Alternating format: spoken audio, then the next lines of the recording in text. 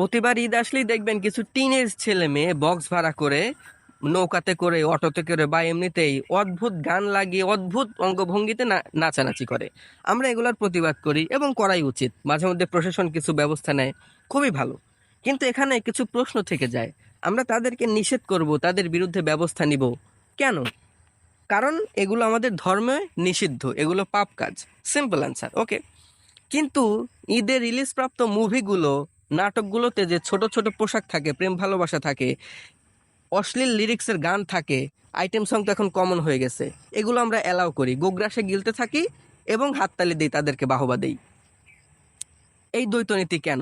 নাকি এলিট শ্রেণীর জন্য সব ঠিকঠাক, তাদের ধর্ম পালনের কোনো বাধ্যবাধকতা নেই? আমি বলছি না যে ওই ছেলেগুলোর বিরুদ্ধে ব্যবস্থা নেওয়া যাবে না, ব্যবস্থা নিতে হবে এবং অবশ্যই নিতে হবে, কিন্তু প্রবলেম সৃষ্টি হয় এই দ্বৈত নীতির কারণে।